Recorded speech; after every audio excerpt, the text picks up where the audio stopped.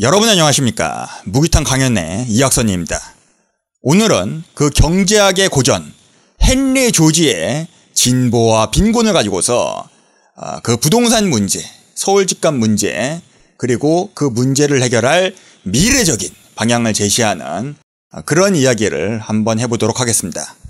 먼저 제목을 한번 달아보겠습니다. 제목을 헨리 조지의 진보와 빈곤, 그리고 용적률과 서울 집값, 그렇게 한번 달아보도록 하겠습니다. 우리가 그 모든 학문에는 다 역사가 있죠. 그 경제학도 마찬가지입니다. 그 이론이라든지 학설에도 다 역사가 있고 그 학자들에도 다 계보가 있고 역사가 있죠. 우리가 보통 그 경제학의 역사를 한번 이야기해 본다면은 그 경제학의 이제 그 처음은 보통 이제 그 서양의 그 근대에서부터 시작된 그 학문을 이야기하죠. 그 서양의 그 이성을 기반으로 한 그 근대 철학이 시작되면서 이 학문을 연구하는 그 방법론들이 생겨나기 시작하고 정말 무궁무진하게 그 가지를 뻗치게 됩니다. 그리고 그때 당시에 그 제국주의 시절에 가장 중요한 그런 화두였었던 부국강병이라고 하는 그런 것에 대한 그 방법론들을 연구하기 시작하면서 어떻게 해야지 이 나라가 부자 나라가 되고 국민들이 부자 국민이 되는가, 이제 그런 거에 대해서 고민하고 연구를 하기 시작한 것이죠. 그러면서 이제 그 고전 경제학이라고 하는 굉장히 클래시컬한 그런 학문이 시작된 것입니다. 오늘 이야기할 이 헨리 조지라고 하는 사람은 조금 한참 뒤의 사람이죠. 이 고전 경제학에서 주로 다루는 그 화두가 무엇입니까?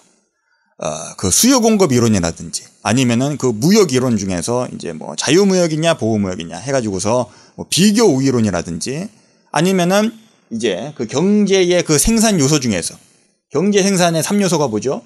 노동이라든지 자본, 그 다음에 토지, 이게 경제 생산의 3요소죠. 그런데 이제 고전 경제학에서 이제 주류 경제학자들은 주로 노동이라든지 이 자본에 굉장히 주목을 했습니다.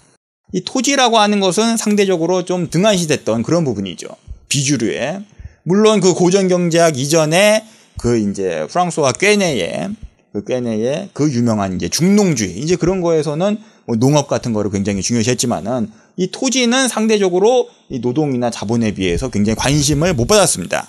그런데 이 헨리 조지는 이 토지에 굉장히 주목을 하면서 굉장히 독창적인 그런 경제학 사상을 만들어낸 것이죠. 이 헨리 조지에 대해서 좀 이야기를 하자면은 이 헨리 조지는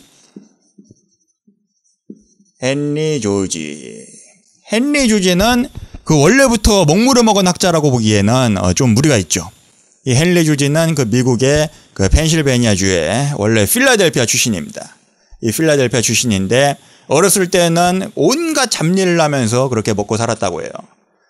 그 부두에서 이제 그 선창가에서 그 선원으로 일을 하면서 그 돛대를 이렇게 관리하는 그 선원으로서 세계 일주하는 이제 그런 일을 하기도 했고, 그 다음에 그 미국에서 한창 그 금광 개발, 그 골드러시가 막 붐이 일었을 때 거기에 참여했다가 망하기도 하고 이제 그렇게 살았습니다. 그러다가 이제 어떤 여자하고 눈이 맞아가지고서 결혼을 하게 됐는데, 결혼을 해가지고서 이제 처자식이 생기고 딸린 식구가 생기다 보니까 이제 내가 조금 정신 차리고서 안정적으로 그렇게 생업이 있어가지고서 돈을 벌어야 이 식구들이 굶지 않고 먹고 살 수 있겠다. 그렇게 생각을 들어가지고서 이제 안정적인 그런 삶의 터전을 꾸리기 위해서 저 서부에 이제 캘리포니아로 가죠. 그야말로 그 따뜻한 그 캘리포니아의 캘리포니아 드리밍을 가지고서 저 캘리포니아의 샌프란시스코로 이주를 갑니다. 이 샌프란시스코로 가가지고서 이 헨리 조지가 이제 그 생업을 구했는데 어디에 취직을 했냐면은 그 신문회사에 취직을 했어요. 신문회사에 취직을 해서 어떤 일을 했냐면 그 기자가 아니라, 그 기사를 쓰는 기자가 아니라 그 신문을 인쇄하는 그 활자를 끼워 맞추는 그 식자공으로 이제 취업을 했습니다.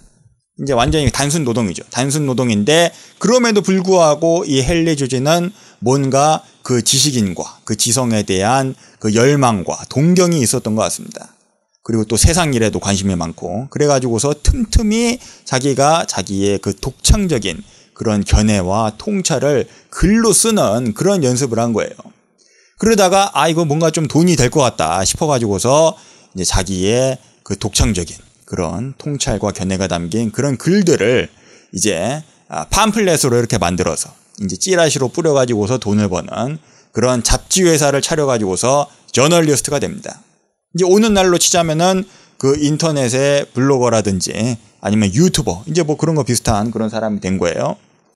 그런데 이 헨리 조지가 쓰는 글들을 보니까 어떤 주제들을 주로 다뤘냐면은 이 사람이 원래 굉장히 빈곤한 어렸을 때 고생을 많이 해서 그런지 빈곤 문제, 이 불평등 문제 이런 거에 관해서 굉장히 그런 것들을 테마로 글들을 많이 쓴 겁니다. 굉장히 그 마음씨가 따뜻했던 이제 그런 사람이었던 것 같습니다. 그러다가 이 헨리 조지가 어느 날 이 샌프란시스코에서 산보로 나가가지고서 그 샌프란시스코 언덕에 올라서 그 도시의 그 랜드스케이프를 그 전경을 다 감상을 한 겁니다. 얼마나 아름답겠습니까? 이 샌프란시스코가 해안 도시죠. 그 해안가에 이제 말하자면 우리식으로 그 곳처럼 그 샌프란시스코 많이 있고 이제 그 튀어나온 곳에 샌프란시스코 있고 나중에 이제 거기에 금문교도 생기고 이제 그러는 것인데 이제 그 언덕배기에 올라가지고서 이 발전하는 샌프란시스코로 보니까 자기가 처음에 그 빈손으로 와가지고 이주했을 때랑 완전히 상전벽해로 그렇게 도시가 바뀌어져 있는 겁니다. 그러면서 이 도시로 점점 더 사람들이 바글바글 몰리고 딴 데서 이주도 많이 해오고 또 여기서 애를 까가지고 출산도 하고 그러면서 이 샌프란시스코의 도심에 사람들이 점점 바글바글 몰리는데 이 샌프란시스코의 땅은 한정되어 있단 말이죠. 건물이 올라가는 것도 한정되게 되어 있어요. 이게. 그러다 보니까 이 샌프란시스코로 인구는 몰려들고 땅에 대한 수요는 늘어나는데 여기에 대해서 땅에 대한 공급이 따라가질 못한다. 그러다 보니까는 샌프란시스코의 땅값이 그야말로 천정부지로 치솟고 있다. 그러다 보니까 이 샌프란시스코로 와가지고서 아주 쇠빠지게 일해가지고서 노동을 하든지 사업을 하든지 그렇게 일을 하는 노동자나 자본가보다도 이 샌프란시스코에서 땅 사가지고서 나중에 사람들이 몰려가지고서 땅값이 올라가면은 그 시세 차익으로 비싸게 땅값을 버는 비싸게 땅값을 팔아가지고서 돈을 버는 그 시세 차익을 도저히 따라갈 수가 없는 이제 그런 지경이 벌어지는 겁니다. 그러면서 이 헨리 조지가 그냥 충격을 받아가지고 거기에서 영감이 떠오른 것이죠. 그러면서 이 헨리 조지는 단순히 이 토지를 뭐 싼 값에 사가지고서 비싸게 파는 그런 시세 차익뿐만 아니라 이 토지가 가지고 있는 그 생산력 그리고 노동과 자본의 생산력 이런 거에 대한 관계 그리고 그 속에서 나타나는 어떤 구조적인 문제 이제 그런 것들에 굉장히 주목을 하기 시작한 겁니다. 우리가 토지의 생산력이라고 하는 게 좀 말이 어렵죠. 우리가 보통 경제적으로 뭔가를 생산한다. 그러면은 생산의 3요소가 바로 노동과 자본과 그다음에 토지가 들어가죠. 만약에 내가 농사를 짓는다. 그러면은 제일 처음에 농토가 필요하지 않습니까? 그 다음에 자본으로 들어가는 거는 뭐 농기계 그런 게 이제 자본이죠. 그 다음에 노동이 들어간다. 농사일하는 거. 내가 공장을 한다. 그러면은 공장 부지가 필요하고 그 다음에 자본 공장 설비가 필요하고 그 다음에 노동 그 공장에서 일하는 그 공정 노동이 필요한 거죠. 내가 사무직으로 일한다. 혹은 장사를 한다. 그러더라도 사무실, 상가, 토지가 필요하죠. 그 다음에 자본, 뭐 컴퓨터라든지 여러 가지 장사할 수 있는 그런 설비 그런 게 필요하고 마지막에 노동. 그 노동자가 있어야지 노동을 할 거 아닙니까? 이 세 개가 삼박자가 맞아야 경제적인 생산이 이루어지게 된다. 그런데 이 노동은 문제가 있습니까 없습니까? 이 노동은 오히려 공급이 많아서 문제죠. 인간이 너무 많아서 문제인 것입니다. 특히 도시 같은 경우에 도시로는 사람들이 계속해서 몰려들죠. 또 거기에서 애를 까가지고서 출산을 하죠. 해외에서도 이민을 오죠. 그러다 보니까는 인간은 계속해서 늘어나는 겁니다. 그러면서 거기에 대한 공급은, 잉여 인력은 계속해서 늘어나고 그것이 곧 실업률이 되는 것이죠. 이 노동에 대해서 희소성이 떨어지다 보니까 임금도 떨어지게 되는 이제 그런 문제가 발생하는 것입니다. 반면에 그리고 또 이 자본이라고 하는 것은, 자본도 어떻습니까? 자본도 이 경제 활동의 역사가 오래될수록 자본이 계속해서 축적되고, 그리고 자기가 자본이 없더라도 은행이라든지 혹은 딴 데서 자본 설비라든지 이제 그런 거를 빌려가지고서 이자만 따박따박 내면 되죠. 그런데 여기도 자본주의가 고착화될수록, 자본이 축적될수록 이 이자도 유동성이 많아지고, 그러면은 금리가 떨어지고, 그러면은 자본도 과잉이 되는 것입니다. 반면에 이 토지의 경우에는 어떻습니까? 토지의 경우에는 공급이 한정되게 돼 있죠. 자연적으로 토지는 한정되어 있지 않습니까? 우리가 땅을 늘리고 싶다라고 해가지고서 땅을 마음대로 늘릴 수가 있습니까? 옛날에는 뭐 전쟁을 해가지고서, 정복을 해가지고서 식민지를 개척하고 그렇게 해서 땅을 늘린다든지, 아니면은 간척 사업을 해가지고서 바다를 메꿔가지고서 땅을 늘린다든지, 뭐 그럴 수는 있겠지만은 그런 거는 예외적인 경우고, 기본적으로 이 토지라고 하는 것은 자연적으로 한정되어 있습니다. 공급이 한정되어 있는 것이죠. 그만큼 희소성이 있는 것입니다. 그렇게 이 토지라고 하는 것은 자연적으로 한정되어 있는 것인데, 그 우리의 저 옛날에 조상 때부터 이 토지에다가 말뚝을 박아가지고서 네 땅 내 땅 이렇게 소유권을 나눠 가졌단 말이죠. 그러다 보니까는 이 한정된 토지를, 소유권을 쪼개 나눠 가졌으니까 그 희소성이 이 노동이라든지 자본에 비해서 얼마나 높습니까? 그러다 보니까는 이 생산에 투입되는 그 대가, 노동에 대한 대가는 뭡니까? 임금이죠. 웨이지. 그 다음에 자본에 대한 대가는 뭡니까? 이윤이죠. 이자하고. interest and profit. 그 다음에 토지에 대한 대가, 지대, 렌트.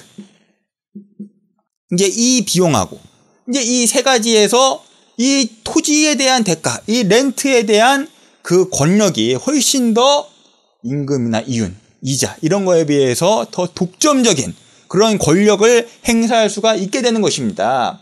그러다 보니까 경제적인 생산을 했다. 그러면은 제일 먼저 뭐부터 떼죠? 제일 먼저 임대료부터 나가는 것이죠. 렌트비부터. 내가 장사했어요. 아니면은 내가 뭐 거기서 사업을 했어요. 그러면은 내가 임대료부터 내는 것이죠. 그렇게 해가지고서 임대료하고 월세부터 내고, 그 다음에 이 자본에 대해서 뭐 돈을 빌렸든지 아니면 설비를 빌렸든지 그런 거에 대해서 이자 내고, 그 다음에 이제 남는 거 가지고서 이 노동자 임금 나눠 먹고, 그 다음에 뭐 경영을 했든지 자본가가 그래가지고서 남는 거를 이 경제적인 생산에서 찻대고 포대고 남는 것을 이 노동자하고 자본가가 먹게 되는 것이죠. 최우선적으로는 이 토지를 가지고 있는 지주, 땅 주인한테, 건물주한테 먼저 임대료 갖다 바치고, 나머지를 찻대고 포대고 그거를 먹게 되는 것입니다. 그야말로 이 토지의 주인은 이 렌트비를 그야말로 앉아가지고서 따박따박 받아먹게 되는 것이죠. 이 땅 주인이, 토지 주인이 이 토지를 경제 생산에 이제 필요한 요소로 투입하면서 임대하면서 들어가는 노력이 있습니까? 물론 자기가 뭐 어떤 그 부동산 디벨로퍼여가지고서, 개발업자여가지고서 굉장히 그 좋은 유용한 그런 부동산을 개발해가지고서 이제 그런데 노력이 들어갔다. 이제 뭐 그러면은 나름대로 감안을 할 수 있겠지만은, 기본적으로는 이 토지가 가지고 있는 자연적인 생산력, 그거를 자기가 독점하고 있으면서, 그 독점적 소유를 가지고 있으면서 이제 그거를 이제 노력 없이 이렇게 임대만 함으로써 거기에 대한 렌트비를 따박따박 챙겨 먹는 것이죠. 그것도 이 경제 생산에서 이 생산량을 나눠 가질 때, 그것도 최우선적으로 자기가 그거를 떼먹게 되는 것입니다. 그러다 보니까는 이 노동자든지 자본가든지 쇠 빠지게 일하고, 쇠 빠지게 노동하고, 쇠 빠지게 사업해가지고서 이 토지 주인한테 렌트비부터, 임대료부터 갖다 바치고 나면은 남는 거 가지고서 이 노동자하고 자본가가 떼먹게 되는 것이죠. 사업이 잘 되든지 안 되든지, 장사가 잘 되든지 말든지, 노동자의 임금이 높든지 낮든지 그런 거하고 상관없이 일단은 이 토지 렌트부터 떼고 갖다 바치는 겁니다. 그러다 보니까는 이 모순 속에서 소득의 불평등이 일어나고 빈곤의 영속화가 이루어지게 된다. 이것이 바로 헨리 조지의 주장인 것입니다. 이 땅의 소유를 독점하면서 그 불로소득을 걷어가는 사회가 무슨 사회입니까? 봉건사회죠. 봉건사회. 봉건사회. 피우달. 이 봉건사회가 어떤 사회입니까? 지주는 그냥 땅을 가지고 있어요. 그 다음에 농노가 거기에서 쇠 빠지게 일해가지고서 그 이제 수익을 갖다 바치는 겁니다. 그러면서 빈곤이 영속화되는 그런 사회가 바로 봉건 사회죠. 이 농노는, 이 노예는 평생을 자기 땅을 가질 수가 없는 것입니다. 현대에도 그런 비슷한 경우가 있죠. 빌딩이 있는데 거기로 기업이 망했다가 생겼다가 망했다가 생겼다가 사람들이 들어왔다가 나갔다가 들어왔다가 나갔다가 그렇게 입주자가 망하고 생기고 그러는데 그거하고는 상관없이 이 건물주는 렌트비를 따박따박 받아먹는 것이죠. 우리가 뭐 우스갯소리로 이제 그런 이야기가 있지 않습니까? 어떤 굉장히 유명한 오래된 맛집이 있는 거예요. 그래서 텔레비에서 리포터가 이제 거기로 인터뷰를 하러 갔어요. 인터뷰를 하면서 아니 사장님 어떻게 해야지 그렇게 오랫동안 한 곳에서 장사를 하면서 이렇게 맛있는 음식을 양 많게 그렇게 푸짐하게 제공할 수 있습니까? 그랬더니 이 사장님이 싹 웃으면서 사실은 이 건물이 제 겁니다. 그러면은 아주 그냥 사람들이 전부 다 아하 하면서 납득을 하게 되죠. 아무리 장사가 잘 되는 그런 맛집이라 하더라도 자기 건물에서 장사하는 게 아니면은 그 높아져가는 임대료를 감당하지 못하고 결국에는 방 빼게 되는 그런 비극을 우리가 부지기수로 볼 수 있지 않습니까? 우리가 역사적으로 봤을 때 이러한 불평등이 고착화되면은 그 끝은 무엇입니까? 양극화죠, 양극화. 이 극이라고 하는 게 폴라죠, 폴라. 양쪽 극으로 이렇게 갈라지는 것입니다. 이 폴라가 되는 것이 이제 폴라리제이션. 양극화가 이루어지면은 여기에서 극즉 반이라고 이 양극의 모순을 해결하기 위해서 운동이 벌어지게 되는 것이죠. 그 운동을 설명한 게 바로 그 변증법적 유물론 아닙니까? 그래서 그 무산계급이 폭동을 일으켜가지고서 무산계급 전정을 독재 정치를 해가지고서 공산주의 사회로 간다. 그것이 바로 그 칼 마르크스의 자본론이 되는 것이죠. 꼭 이 공산주의 이론이 아니더라도 우리가 이렇게 사회적인 모순이 일어나고 양극화가 벌어지고 그러면은 뭐 전쟁이라든지 아니면은 뭐 폭동이 일어나가지고서 공화사회로 간다든지 뭐 이제 그런 것들을 역사적인 맥락에서 쉽게 찾아볼 수가 있습니다. 그런데 이 전쟁이라든지 폭동이라든지 혁명이라든지 이런 거는 너무 과격하지 않습니까? 그리고 한 번 이렇게 물갈이가 된다고 하더라도 또 어떻게 다시 양극화로 벌어질지 모르는 일이죠. 그래가지고서 이 헨리 조지가 그 대안으로서 굉장히 지속 가능한 그런 시스템을 제안을 했습니다. 굉장히 독창적인데 그 시스템이 바로 이제 세금 시스템이죠. 세금 시스템으로 바로 그 토지 단일세라고 하는 그 시스템을 제안을 합니다. 지속 가능한 이 토지, 이 랜드에 대해서 단일세, 싱글 텍스를 매긴다. 원래 이 소득이 있는 생산이 있는 곳에 다 세금이 있지 않습니까?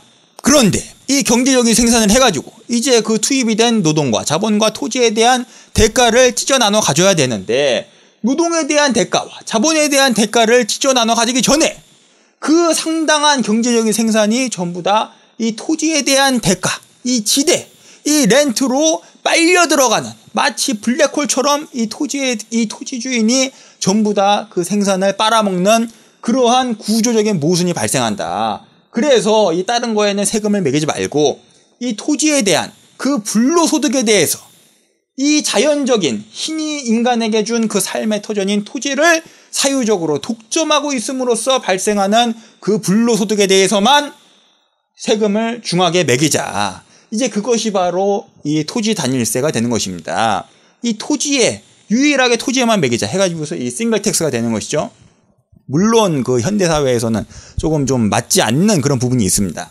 하지만은 이제 그러한 이제 모순을 해결하는 이제 그러한 대안의 시스템으로서 이제 착안이 돼서 굉장히 독창적으로 이제 제안이 된 것이죠.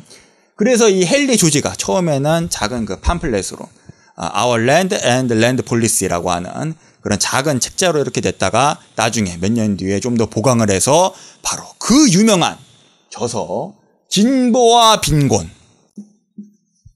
Progress and Poverty 라고 하는 불후의 명절을 남기게 되는 것입니다. 정말 나오자마자 엄청난 파급력을 발휘하면서 센세이션을 일으키면서 베스트셀러로 등극하게 되죠. 오죽했으면은 이 헨리 조지가 그렇게 내력이 있는 그런 경제학자가 아니었음에도 불구하고 그 콧대가 높았던 영국의 옥스퍼드 대학교에서 이 헨리 조지를 초청을 해가지고서 그 유명한 알프레드 마셜하고 토론을 하면서 논쟁을 벌였던 그런 일도 있었던 굉장히 엄청난 파급력을 자랑한 그런 저서였습니다. 이 헨리 조지 사후에도 이 헨리 조지의 그런 사상을 따라가지고서 이제 소위 조지스트라고 하는 이제 그런 학파가 또 생겨나게 되는 것이죠.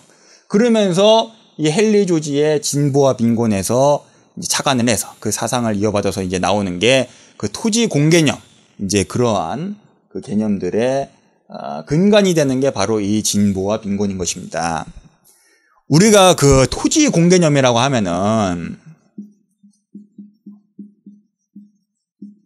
꼭 이 공자가 들어가가지고서 무슨 공산주의 사상 갖고 이제 그러지만은 이 토지 공개념이라고 하는 것은 아까도 말했다시피 이 다른 노동이나 자본하고는 달리 이 토지라고 하는 것은 자연적으로 공급이 한정되어 있기 때문에 이 노동하고 자본하고는 좀 다른 성격이 있다.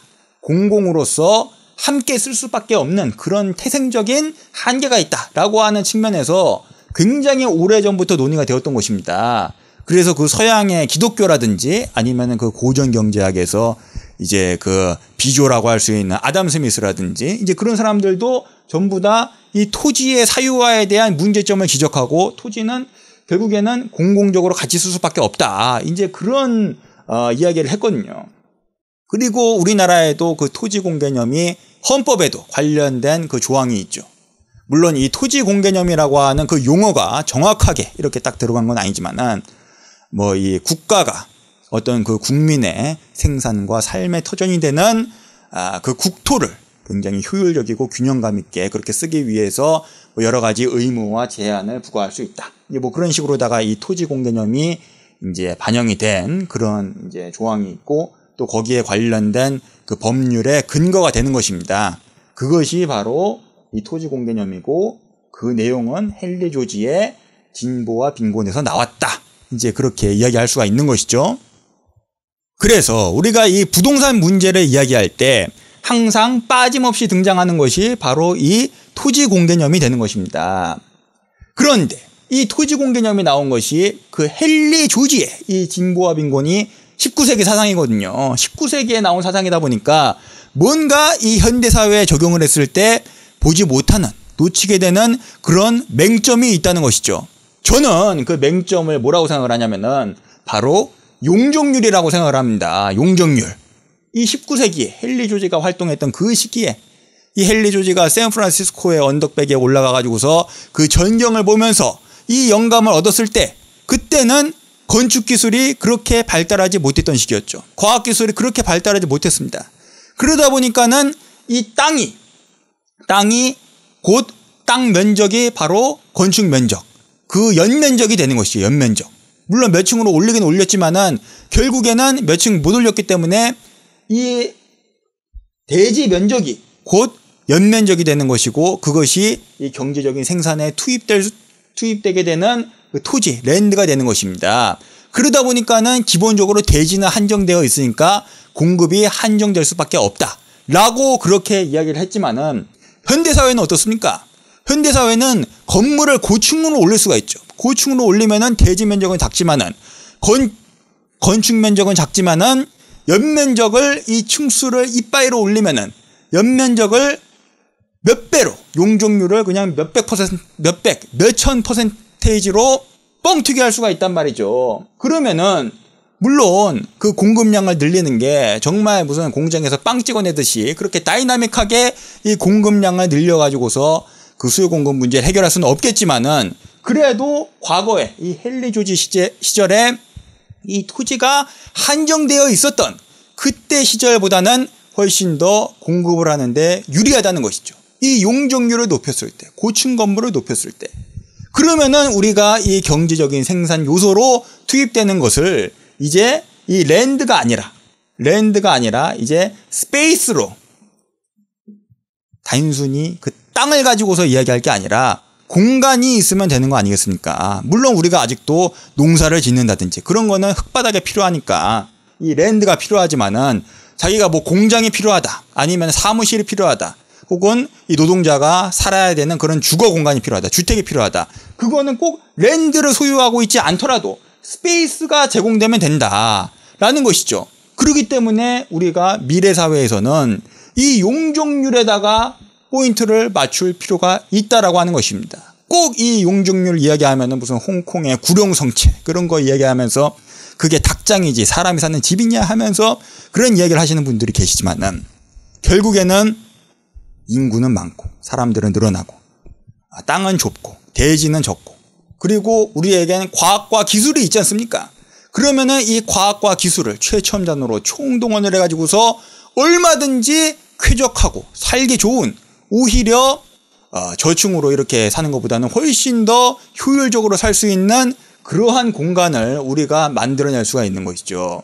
이것이 바로 미래 시대 초인류 도시가 최첨단 도시가 가야 할 방향이다. 저는 그렇게 생각을 하는 것입니다. 그리고 더 나아가서 이 서울 집값 문제. 물론 이 서울 집값 문제는 쉽고 단순하게 그렇게 이야기하기에는 좀 어려운 부분이 없지 않아 있습니다. 단순히 그 어떤 그 주거 문제, 주거 복지 문제 그런 것뿐만 아니라 그 도시 계획과 국토 균형 발전 계획 뭐 이런 거하고 굉장히 복잡하게 맞물려 있기 때문에 쉽게 이야기하기에는 좀 그런 부분이 없지 않아 있죠.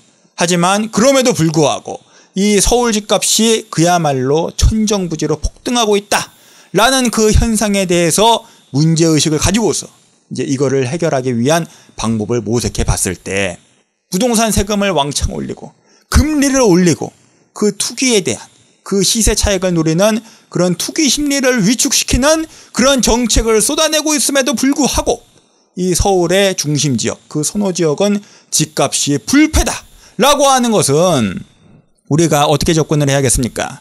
이 선호 지역에 대한 그 수요 공급이 여전히 문제가 있다라고 하는 것을 우리가 주목해 볼 필요가 있는 것이죠. 대체로 그 서울 사람들이 선호하는 지역, 그 집이 어떤 곳입니까? 첫 번째는 교통이 좋은 곳이죠. 교통이 곧 시간이고 비용이니까 이 교통이 좋은 곳이 중요하죠. 두 번째는 무엇입니까? 인프라. 이 부대 시설이 좋냐 나쁘냐. 인프라가 좋냐 나쁘냐. 환경이 좋냐 나쁘냐. 그 다음에 세 번째가 그 건축 연한이죠. 건물이 신축이냐 아니면은 다 썩어가지고서 녹물 나오는 썩은 건물이냐. 예, 그런 게 중요한 것입니다. 왜 그런 게 중요하냐면은 결국에는 그것이 이 생산 요소로 투입이 되기 때문에 이 생산력에 큰 영향을 미칠 수밖에 없다는 것이죠. 이것은 마치 그 고전 경제학자 그 데이비드 리카르도의 그 차액지대론하고 비슷한 것입니다. 이 차액지대론이라고 하는 것이 무엇입니까? 지대에도 차액이 있다. 좋은 땅이 있고 나쁜 땅이 있는데 좋은 땅, 비옥한 땅. 거기는 농작물의 그 생산량이 많기 때문에 지대가 비싸고 반대로 척박한 땅. 여기는 농작물 생산량이 낮고 거기는 당연히 지대가 낮을 수밖에 없다. 이것이 바로 차액지대론이죠. 이런 거하고 마찬가지로 그 서울 안에서도 그 생산력이 좋은 땅은 선호되는 지역, 비싼 곳이고 그 생산력이 낮은 곳은 당연히 비선호 지역이 될 수밖에 없는 것입니다. 그래서 간단하게 쾌도난마로서 폐일원하자면은 이 서울의 요지 지역을 서울의 그 좋은 선호되는 그 도심 지역을 통째로 개발해 가지고서 용적률을 이빠이 높여 가지고서 초고층 건물로 이제 그 고층 건물에 대한 그 공간을 그 소유권을 내주는 것이 아니라 분양하는 것이 아니라 이제 그 이용권을 제공하는 것이죠. 공급하는 것입니다. 여기에서 소유권을 제공하지 않는다는 것은 결국에는 부동산 시세 차익을 미연에 방지하는 것이죠. 사전에 원천 차단하는 것이죠.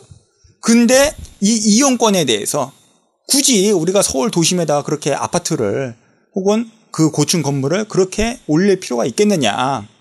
공급에 문제가 없다. 이제 그렇게 이야기하는 것은 아까 말했다시피 그 차액지대론을 이제 전면으로 이렇게 부정하는 이제 그런 생각이 될 수가 있는 것이죠. 결국에는 서울의 선호 지역은 생산력이 높은 지역이고 비선호 지역은 생산력이 낮은 지역인데 부자들은 계속해서 생산력이 높은 지역에 살고 가난한 사람은 니들은 그런 곳에 살 필요 없다. 생산력이 낮은 지역으로 가라. 해가지고서 낮은 지역으로 빠지면은 이 생산력의 양극화가 갈수록 벌어지게 되는 것이고 이것이 바로 빈곤의 영속화가 이루어지는 거 아니겠습니까? 이제 마무리하면서 다시 한번 강조해 보자면은 이 토지라고 하는 개념을 이 자연적으로 한정적일 수밖에 없는 그러한 한계를 가지고 있는 이 토지라고 하는 자원을 국가가 이 국토를 국민의 생산과 생활을 위해서 효율적이고 균형감 있게 공급하지 못한다면은 그야말로 그 봉건 시대의 불합리한 착취 구조를 되풀이하게 되는 것이죠. 이것은 단순히 부자와 거지 그런 문제가 아닙니다. 만약에 외국 자본이 들어와가지고서 국내 부동산을 싹쓸이해가지고서 한국 사람들은 전부 다 월세 거지로 살면서 외국인들한테 임대료 바치고 외국인들은 지주행세를 한다. 그러면 그것이 무엇입니까? 경제 식민지죠. 우리의 조상들이 이러한 봉건사회의 불합리한 착취구조의 모순을 깨기 위해서 얼마나 많은 피를 흘리면서 희생을 치르면서 오늘날의 이 공화사회를 건설하였습니까?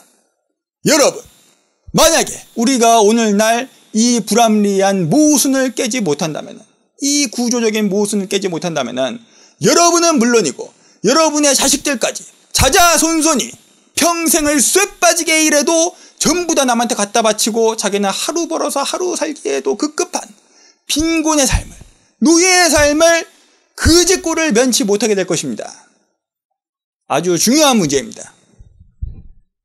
시청해 주신 여러분 대단히 감사합니다. 지금까지 무기탄 강연의 이학선이었습니다. 감사합니다.